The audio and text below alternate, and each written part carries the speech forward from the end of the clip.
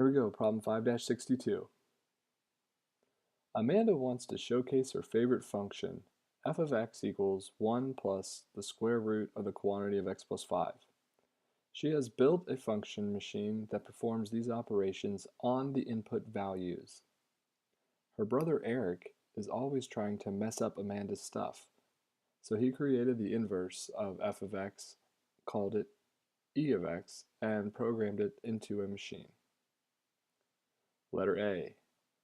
What is Eric's equation for his function e of x? So we're going to look at trying to figure out what is Eric's function. Well, right now we know that Amanda's function is 1 plus the square root of a quantity x plus 5. Now we've learned several ways to write the inverse of a function. One method we've talked about is by listing out the steps that it would take to simplify the function and then reordering them backwards to come up with the inverse. Another way we've learned is to swap out our x's and y's and then solve it for y.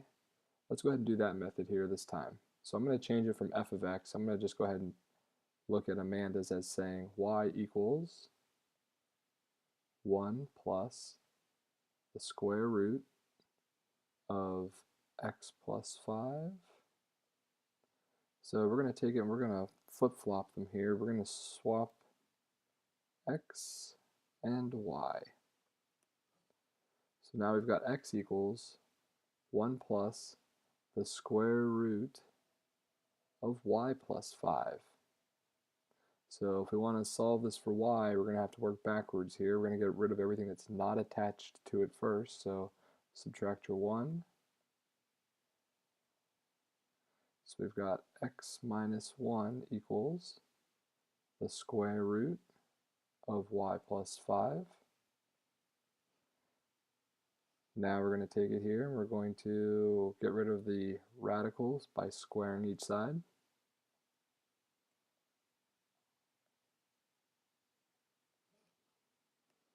Now we should have the quantity of x minus 1 squared equals y plus 5. There's no need for any absolute values here because when you square something here, whether it's positive or negative there, you would still end up with a positive because when you square something, multiplying it times itself, you won't end up with a negative. Our last step is to isolate y, so we're going to go ahead and subtract 5 from each side.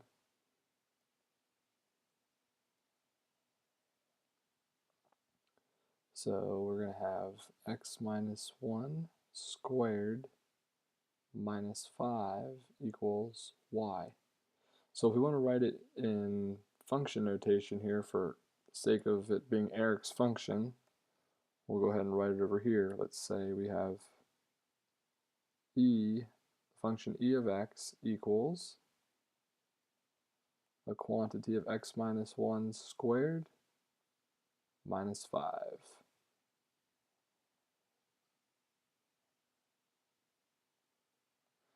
That is letter A. Letter B now says, what happens if the two machines are pushed together? What is the function e of f of negative 4? Explain why this happens. So if the two machines are pushed together, let's remember that these are inverse operations. So when we take something and we deal with the inverse functions there, one machine should end up undoing the other machine. Let's start out here and we can just put that in first.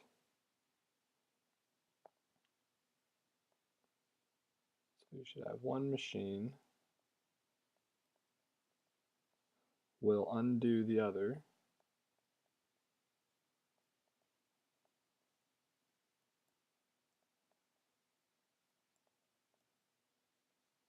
Because they are inverses.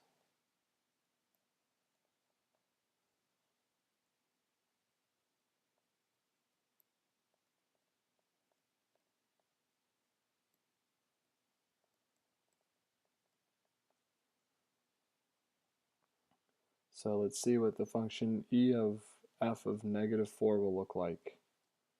So we're going to say function e of f of -4, which means we're going to have to plug in -4 into function f first. So let's just take a peek at that here. Let's say the function f of -4 equals, and remember that's her original function up here.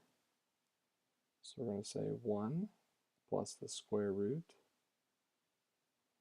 of -4 plus 5. Well, -4 plus 5 is going to be 1. So we're saying 1 plus the square root of 1. Well, square root of 1 is 1, plus 1 should give us 2. So we know right now that our function f of -4 should equal 2. And because of that, we can take this 2 and substitute it in for f of -4 in our function e. So what we're really looking at for e here is going to be a function e of 2. Sorry, trying to color code it so you can keep track of everything. Should equal, well, remember our function e is the one that we just came up with up here. So we're going to say the quantity of 2 minus 1 squared minus 5. We should end up with -4 again, so let's see what happens. 2 minus 1 is 1.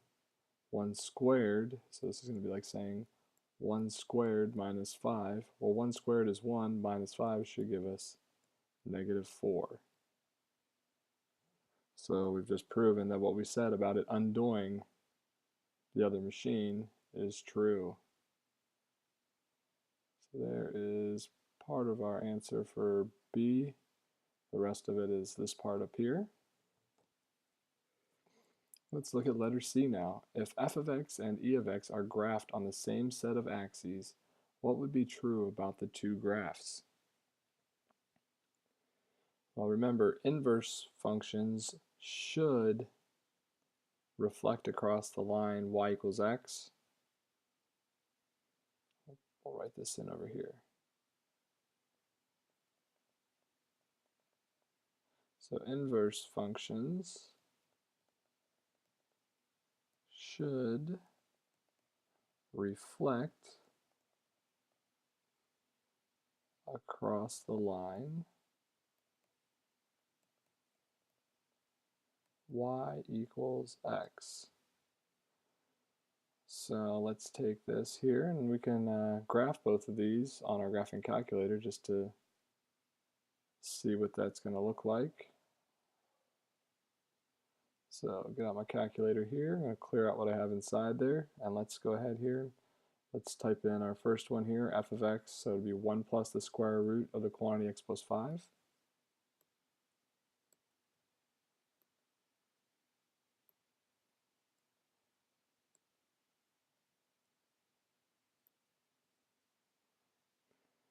And then let's go with our second one, which should be the quantity of x minus 1 squared minus 5.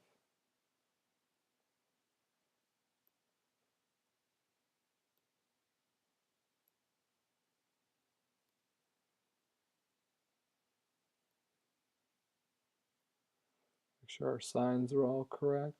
That looks good. And then I'm going to do a zoom, and I'm going to do a zoom square, number 5, just so that my scale is going to be the same. So you see we have this one goes up here, and then this one actually makes a parabola. So you have to ask yourself, why did that happen? Why did that happen? Why do we only have 1 for our red function and we have kind of like 2 sides for our blue one?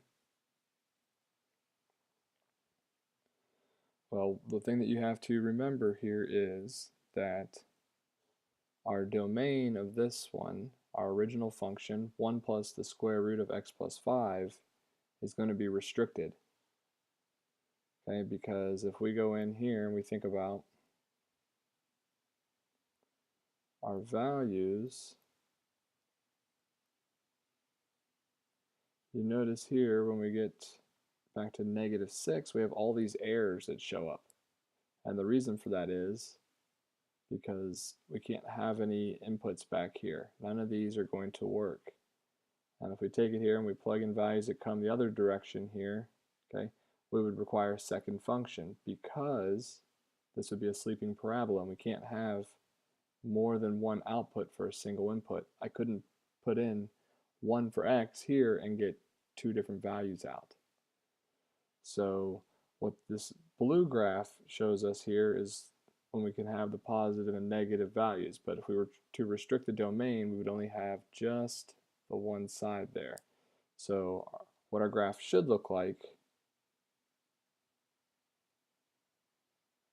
if this is our coordinate plane, we're still going to have our red function shooting out this direction, and our blue function that we have there, which is like our inverse there, would end up being a function that would look like this.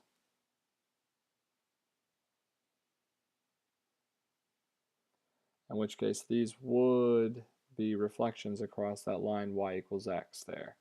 So sometimes it's hard to see that on the calculator, but this is kind of what we're looking at here. This is what that function would look like. Now let's go into letter D, last part of this one. It says draw the two graphs on the same set of axes. Be sure to show clearly the restricted domain and range for Amanda's function. And that's what I've just showed you here. So I guess I should have read that question before I did it, but remember, Amanda's function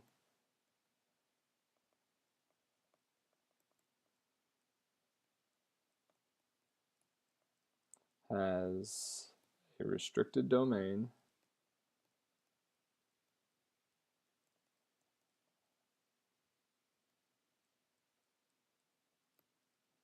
that x has to be greater than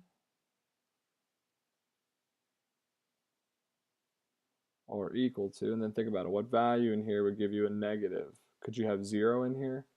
Yes, you could. So it's got to be greater than or equal to a value that would make this true. So we would say x has to be greater than or equal to -5. We could put a -5 in there and have a true statement. But if we put a -6 in there, we would end up with the square root of a negative number, which is not going to work in this case. So Amanda's function has a restricted domain of x is greater than or equal to -5, and that's this function here. If you have questions, please make sure that you ask your teacher in class. Hopefully this helped you out a little bit. This is problem 5-62. Thanks for listening. Have a good night.